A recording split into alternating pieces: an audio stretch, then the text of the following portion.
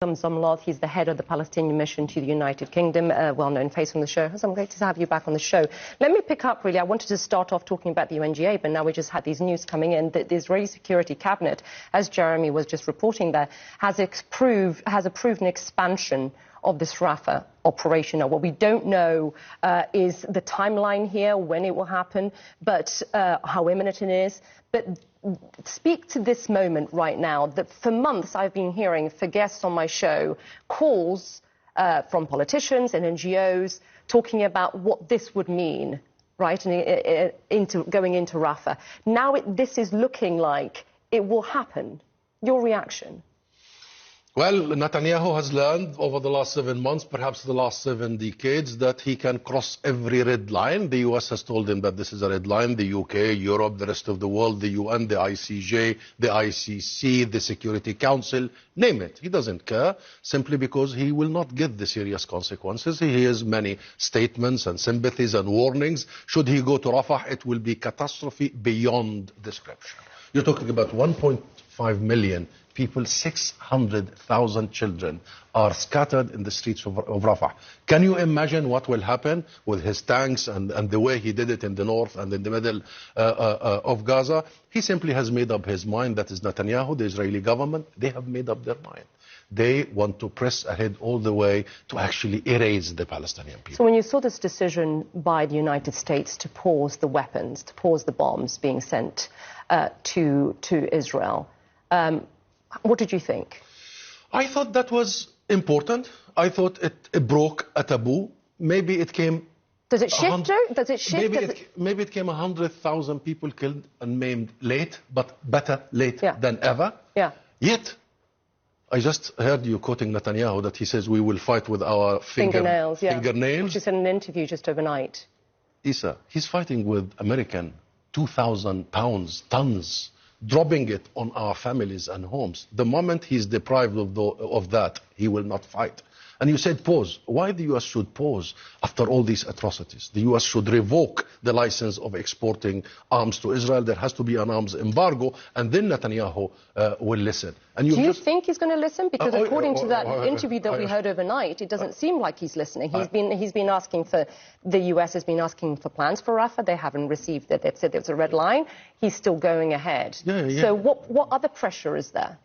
He's not listening because he's not getting any consequences. And he knows that pause is going to be just for a few days. He knows he will get it.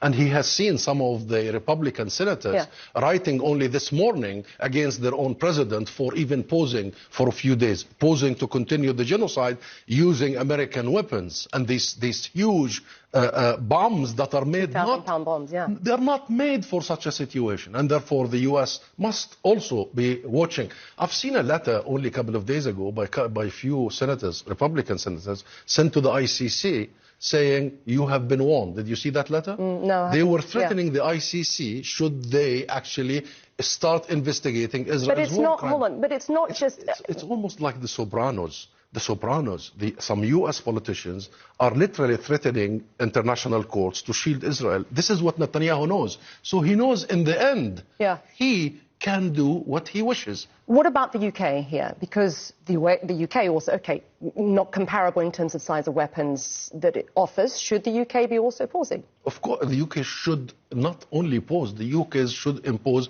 an arms embargo. And the UK, it is upon the UK own domestic legal responsibility and international law, under international law, that the UK should stop. After the ICJ officially put Israel on trial for genocide and said genocide is plausible here, there is no conversation. Every third party that provides such weapon is complicit. It's as simple as that. And that's why these countries should watch it. These countries should make sure that they are not part of committing genocide. And not just that. Look at the inconsistency in the positions of the US and the UK. On the one hand, they say they want a two-state solution, and when we go to the General Assembly, this overwhelming support, the world support, the US stands only with few countries, Micronesia and Palau, whatever that is, isolating itself only for the sake of objecting our right to self-determination. The Israeli ambassador to the UN stands and shreds the UN charter that created Israel.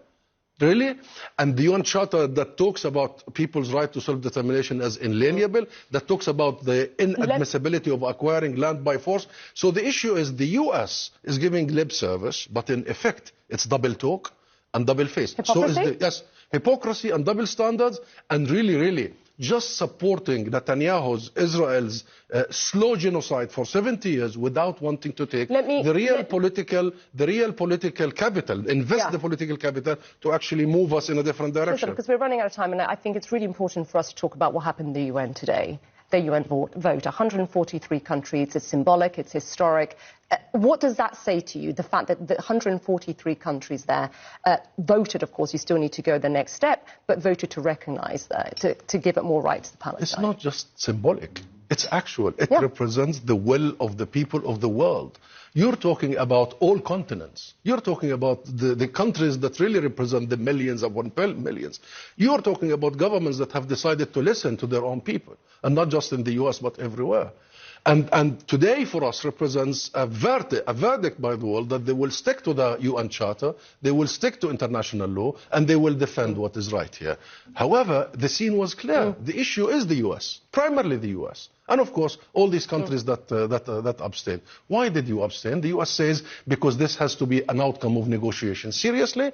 Did you wait for negotiation when you recognized Israel? You didn't wait for You didn't even consult us when you recognized Israel. Then all this is a pretext to delay. And then your entire talk about two-state solution is not very serious. But, however, we move on from this moment when we heard from the absolute vast majority of the world, and we move forward, and we will come back to the UN and to the UN Security Council every session if needed until Palestine is a full member state, and until the US stops allowing Israel to drag the US into a genocide, drag the US into regional war, and now dragging the US into undermining the US democracy by going after these students that are trying to fight for justice and for liberation. That we're seeing not just in the US, we're seeing protests right around the world. I wish we had more time. I did hear today from the EU's top chief, UN chief, basically saying, Josep Borrell, saying they expect Ireland, Spain, as well as other European countries, Norway, several